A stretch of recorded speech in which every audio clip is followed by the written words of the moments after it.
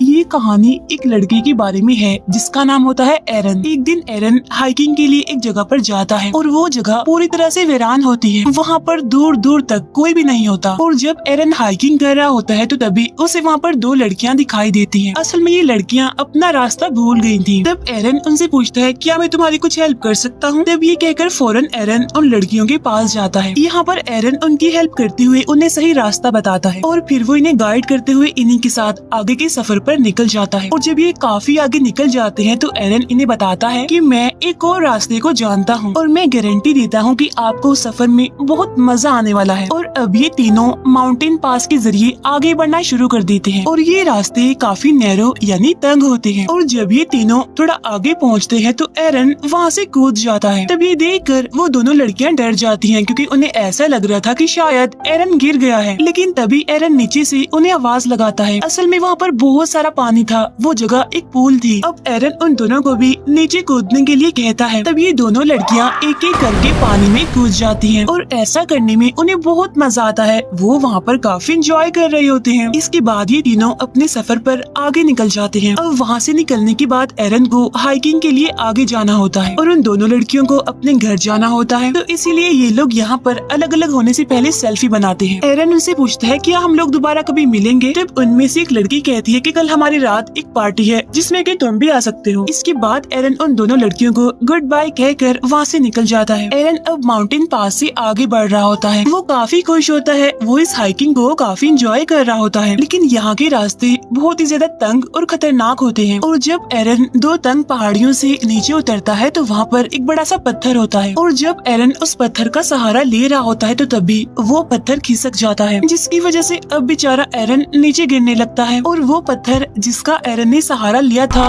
वो भी उसके साथ साथ आकर उसके हाथ पर गिर जाता है, उसके राइट हैंड पर। और अब एरन का हाथ दो तंग पहाड़ियों के बीच में एक पत्थर के नीचे फंस जाता है। अब हालांकि उसे ज्यादा चोट तो नहीं लगी थी लेकिन उसका हाथ वहाँ से निकल ही नहीं रहा था। वो अपने हाथ को वहाँ से निकालने की बहुत कोशिश करता है लेकिन वो इसमें नाकामयाब ही रहता है। और जब एरन को रियलाइज होता है कि अब उसका हाथ यहाँ से नहीं निकल सकता तो इसीलिए वो उन दोनों लड़कियों को चिल्ला चिल्ला कर आवाजें लगाने लगता है। लेकिन अनलकीली उसकी आवाज वहाँ से बाहर नहीं जा सकती थी क्योंकि ये सारे नैरो माउंटेन्स हैं और यहाँ से आवाज को बाहर पहुँचाना जहाँ पर दूर दूर तक कोई इंसान, जानवर, यहाँ तक कि बर्ड्स का भी नामो निशान नहीं है, ये ऑलमोस्ट इम्पॉसिबल था। इसके बाद एरन अपना बैग खोलता है और उसके पास हाइकिंग का जितना भी सामान होता है वो उन सबको बाहर निकाल लेता है। उसे यहाँ से किसी भी सूरत निकलना होगा क्योंकि वो जानता था कि शायद यहाँ पर कई महीनों तक कोई भी ना आए। अब जो सामान उसने बैग में से बाहर निकाला होता है उसमें एक नाइफ भी होता है। तो वो उस नाइफ की मदद से चट्टान को साइड से तोड़ने की कोशिश करता है लेकिन ये चट्टान तो काफी हार्ड थी, इतनी ज्यादा ठोस थी कि उसे जरा भी कुछ नहीं होता। और साथ साथ ये भी कि उसका राइट हैंड वहाँ पर फंसा हुआ था, इसीलिए उसे उल्टे हाथ से काम करने में भी काफी प्रॉब्लम आ रही थी। लेकिन फिर भी एरन हार नहीं मानता, हिम्मत नहीं हारता और वो लगातार उस चट्टान को तोड़ने की कोशिश कर रहा होता है। और इसी दौरान उसका नाइफ उसके हाथ से छूटकर नीचे गिर जाता है और वो उस नाइफ को हाथ से नहीं उठा सकता क्योंकि वो नाइफ उससे काफी दूर होता है। लेकिन फिर भी किसी तरह दिमाग लगाकर वो उस नाइफ को अपनी तरफ खींच लेता है और एक बार फिर से चट्टान को काटने लगता है। लेकिन वो इस काम में पूरी तरह से नाकामयाब रहता है अब क्योंकि वो चट्टान इतनी ठोस थी कि उसकी नाइफ की धार भी पूरी तरह से खत्म हो चुकी थी। और अब देखते ही देखते रात हो जाती है और एरन को यहाँ पर फंसे हुए काफी घंटे गुजर चुके थे। उसे कुछ समझ नहीं आ रही थी, उसे कुछ नहीं पता था कि वो यहाँ से कैसे निकल सकता है। इसीलिए वो लगातार अपने हाथ को वहाँ से निकालने की कोशिश करता रहता है। ऐसे ही करते करते अगली सुबह भी हो जाती है और अब यहाँ पर एरन को फंसे हुए 25 घंटे हो गए थे लेकिन स्टिल उसे निकलने का कोई रास्ता नहीं मिल रहा था। लेकिन फिर वो अपने कैमरा को ऑन करता है और उसमें रिकॉर्डिंग करना शुरू करता है जिसमें वो कहता है कि पिछले 25 घंटों से मैं यहाँ पर फंसा हुआ हूँ और कोई भी नहीं जानता कि मैं यहाँ पर हूँ क्योंकि मैंने अपने यहाँ पर आने का किसी को भी नहीं बताया था। साथ साथ मेरे पास खाने का सामान भी बहुत ही कम है और पीने के लिए भी सिर्फ 400 से 500 ml पानी है। अब जब वो ये सब कुछ रिकॉर्ड कर रहा होता है तो उसे ऊपर से किसी की आवाज सुनाई देती है। इसी वजह से एरन जोर जोर से चिल्लाने लगता है लेकिन उसका चीखने का चिल्लाने का कोई फायदा नहीं होता क्योंकि वहाँ पर तो कोई होता ही नहीं है। कुछ घंटों के बाद वहाँ पर फिर से रात हो जाती है जहाँ पर एरन को भूख लगने लगती है और उसके पास खाने का जितना भी सामान बचा हुआ था वो उसे खाने लगता है। तब उसे याद आता है कि आज रात उन लड़कियों ने मुझे पार्टी में इनवाइट किया था जहाँ पर जाहिर सी बात है कि वाइन भी होगी। और अब एरन उस पार्टी को इमेजिन करने लगता है और तो और वो अपने आप से बातें भी करता है।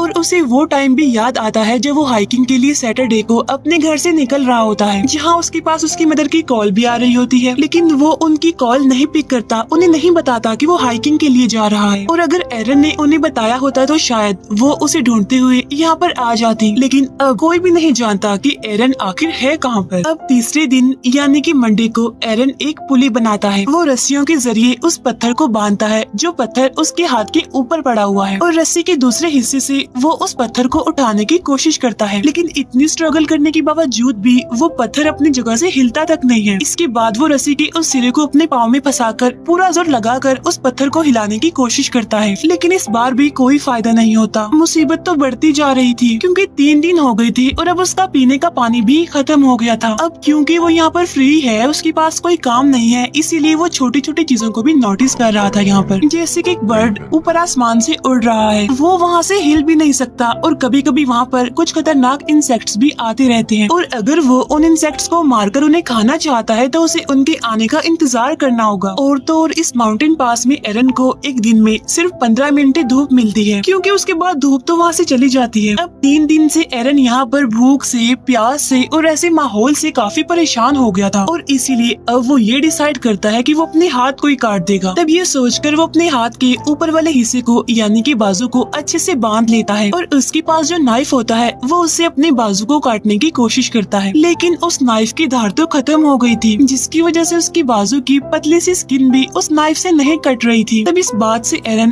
काफी डिसअपॉइंटेड हो जाता है, और इसीलिए वो कैमरा में रिकॉर्ड करता है कि कभी भी सस्ते टूल्स मत खरीदना, क्योंकि ये तो बेकार होते हैं, किसी काम के नहीं होते। अब इस तरह करके एक और दिन गुजर जाता है, और जब रात होती है तो एरन को अपने पुराने दिन काफी याद आ रहे होते हैं। उसे अपनी फैमिली, अपनी बेस्ट फ्रेंड और अपने बहुत सारे फ्रेंड्स याद आ रहे होते हैं, और जब वो लोगों को याद कर रहा होता है तो ऊपर आसमान में बादल आ जाते हैं, और देखते ही देखते बहुत जोरों से बारिश होने लगती है। क्योंकि एरन के पास पानी खत्म हो गया था, इसीलिए वो अपनी बोतल में पानी भरने लगता है, और उन तंग माउंटेन्स में भी पानी आने लगता है जहाँ पर एरन फंसा हुआ था। और अब देखते ही देखते पानी का लेवल बढ़ता जा रहा था, जिसकी वजह से एरन उसमें डूबना शुरू हो जाता है। अब क्योंकि पानी में ग्रेविटी कम होती है, इसीलिए हम भारी से भारी चीज को भी आसानी से उठा सकते हैं। तब एरन भी पानी के अंदर जाकर उस पत्थर को उठाने की कोशिश करता है, और काफी मुश्किलों के बाद वो उस पत्थर को उठा लेता है, जिसकी वजह से फौरन उसका हाथ भी वहाँ से बाहर निकल जाता है। तब एरन वहाँ से निकलकर अपनी गाड़ी की तरफ भागता है। वो अपनी गाड़ी में बैठकर उस जगह से निकल जाता है, लेकिन ये सब कुछ एक ड्रीम था उसका, क्योंकि ऐसा कुछ नहीं होता। अभी भी वो उन्हीं माउंटेन पास में फंसा हुआ था, और वो एक बार फिर से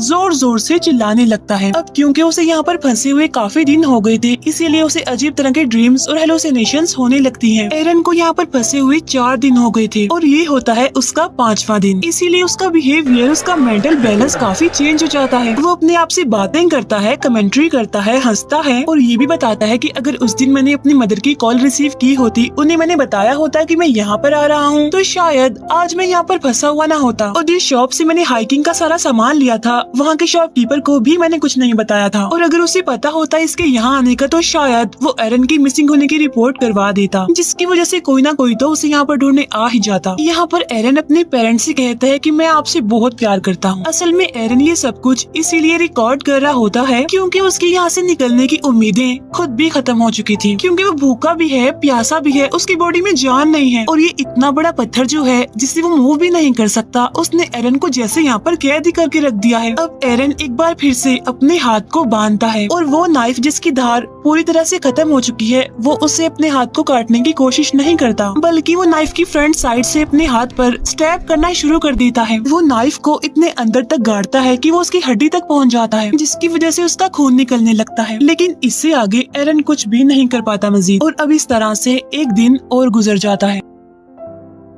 और जब 6वां दिन आता है तो एरन की हालत काफी खराब होती है, वो काफी कमजोर पड़ गया था, और अगर वो अब यहाँ से नहीं निकला तो वो बच नहीं पाएगा। तब यहाँ पर एरन ये भी सोचता है कि शायद ये पत्थर पूरी जिंदगी से मेरा ही इंतजार कर रहा है। जब से मैं पैदा हुआ हूँ ये माउंटेन पास मेरा ही इंतजार कर रहा था, और शायद मेरी डेस्टिनेशन यही है। और अब वो वहाँ चट्टान पर रिप रेस्ट इन पीस लिख देता है, साथ साथ वो अपनी डेट ऑफ बर्थ भी लिखता है और अपना नाम भी, क्योंकि अब उसे यकीन आ चुका था कि वो यहाँ से जिंदा बचकर वापिस नहीं जा बचा पाएगा। साथ साथ उसकी पूरी हिम्मत टूट चुकी थी, वो काफी निढाल भी हो गया था। फिर नेक्स्ट डे यानी छठे दिन जब उसे हल्का सा होश आता है तो उसे कुछ विजन्स दिखाई देने लगते हैं। तब उस विजन में उसे एक छोटा बच्चा दिखाई देता है जो कि असल में एरन का फ्यूचर सन होता है। तब एरन देखता है कि वो अपने बच्चे के साथ खेल रहा है, जिसकी वजह से वो इमोशनल हो जाता है और अब उसके अंदर एक पावर डेवलप होती है और इसीलिए वो अपने फंसे हुए हाथ को ऑपोजिट साइड पर पुश करना शुरू करता है। ऐसा करके वो अपने हाथ की हड्डी को तोड़ देता है और उसके पास जो चाकू होता है उस पर भी उसने धार लगा ली होती है और अब आहिस्ता आहिस्ता करके वो अपने हाथ को काटना शुरू करता है और अब इस तरह करके वो अपने हाथ को अपनी बॉडी से अलग कर देता है और आज छठे दिन वो अपने हाथ को सेक्रीफाइस करके इस पत्थर से खुद को आजाद कर लेता है। अब वहाँ से निकलने से पहले वो अपने हाथ की पिक्चर भी बनाता है, उस हाथ की जो अभी भी उस पत्थर में फंसा हुआ है। और अब एरन बड़ी मुश्किल से इन माउंटेन पास से बाहर निकलता है और बाहर निकलकर वो देखता है कि वहाँ पर बारिश का कुछ पानी पड़ा हुआ है। तब एरन वहाँ पर जाकर वहाँ से बहुत सारा पानी पीने लगता है, क्योंकि पिछले 6 दिनों से ना उसने कुछ खाया था और ना ही पानी पिया था, इसीलिए आज वो जी भर के पानी पीता है। और इसके बाद वो वहाँ से आगे निकलता है और उसी आसमान में उड़ता हुआ वो बर्ड भी दिखाई देता है, जिससे वो हर रोज माउंटेन पास ही देखा करता था। और आज वो खुद को भी उस बर्ड की तरह आजाद समझ रहा था, लेकिन अभी भी उस एरिया से निकलना कोई आसान नहीं था, क्योंकि वो जगह काफी बड़ी और बंजर थी। लेकिन अभी भी एरन हिम्मत नहीं हारता और इतना ज्यादा पेन में होने के बावजूद भी वो आगे बढ़ता रहता है। और तभी उसे एक फैमिली दिखाई देती है जो कि हाइकिंग के लिए यहाँ पर आई हुई थी। तब एरन उन्हें आवाज लगाता है और वो भागते हुए उसकी तरफ आते हैं। वो एरन की मदद के लिए सिक्योरिटी को बुलाते हैं और इसके बाद वहाँ पर एक हेलीकॉप्टर आता है और फिर एरन को वहाँ से हेलीकॉप्टर के जरिए हॉस्पिटल ले जाया जाता है। फिर हमें कुछ टाइम बाद का सीन दिखाया जाता है जहाँ पर एरन बिल्कुल ठीक हो गया था और एरन ने जो अपने बच्चे के विजन देखे थे वो भी सच हो जाता है, क्योंकि 3 साल बाद एरन एक लड़की से मिलता है और उन दोनों की शादी हो जाती है। इसके बाद एरन का एक बेटा होता है जो सेम टू सेम उसी बच्चे जैसा होता है जिसे एरन ने अपने विजन्स में देखा था। अब इन 6 दिनों में एरन ने मौत को बहुत करीब से देखा, लेकिन उसके बाद भी एरन अपना पैशन नहीं छोड़ता। वो अभी भी क्लाइंबिंग करता है, हाइकिंग के लिए जाता रहता है और वो जहाँ भी जाता है ये नोट जरूर लिखता है कि वो कहाँ कहाँ पर जा चुका है। अब यहाँ पर मैं आपको एक शॉकिंग बात बताती हूँ, वो ये कि ये कहानी एक रियल इंसिडेंट पर बेस्ड है। यानी ये सच है कि एरन 6 दिनों तक उन माउंटेन पास में फंसा रहा। वहाँ उसने बड़ी मुश्किल से अपना टाइम गुजारा और उसने उन चट्टानों पर अपनी डेट ऑफ बर्थ और अपने मरने की डेट भी लिख दी थी, क्योंकि उसे यकीन जो हो गया था कि वो यहाँ से जिंदा बचकर वापस नहीं जाएगा। और जिस पत्थर के नीचे एरन का हाथ फंसा था उसका वेट 360 केजी था। खाने पीने का सामान भी बहुत थोड़ा था, लेकिन फिर भी जो उसकी अच्छी बात उसने हिम्मत नहीं हारी और यही वजह थी कि फिर भी उसने 5 दिन तक सरवाइव कर लिया। और छठे दिन जब उसको लगा कि वो नहीं बचेगा तब किसी पावर ने उसका साथ दिया, जिसमें उसे अपने फ्यूचर सन के विजन्स आए, जिससे उसे पावर मिली और वो वहाँ से निकलने में फाइनली कामयाब हो गया। एरन ने अपने एक इंटरव्यू में ये भी कहा होता है कि अगर वो पहले अपना हाथ काट देता तो उसका बहुत सारा खून बह जाता और वो यहाँ से बचकर बाहर ना निकलता। और जब उसने अपना हाथ काटा उस टाइम भी अगर वो अपना हाथ ना काटता तब भी वो वहाँ पर मर जाता। जब उसने अपना हाथ काटा तो उसकी बॉडी वीक थी, इसीलिए उसका खून ज्यादा नहीं बहा और इसी वजह से हाथ कटने के बावजूद भी वो 4 घंटों तक वहीं पर ही घूमता फिरता रहा। अब इस तरह से एरन ने कभी ना हार मानने वाले अपने जज्बे को दिखाया और इसी के साथ ही ये मूवी यहीं पर एंड हो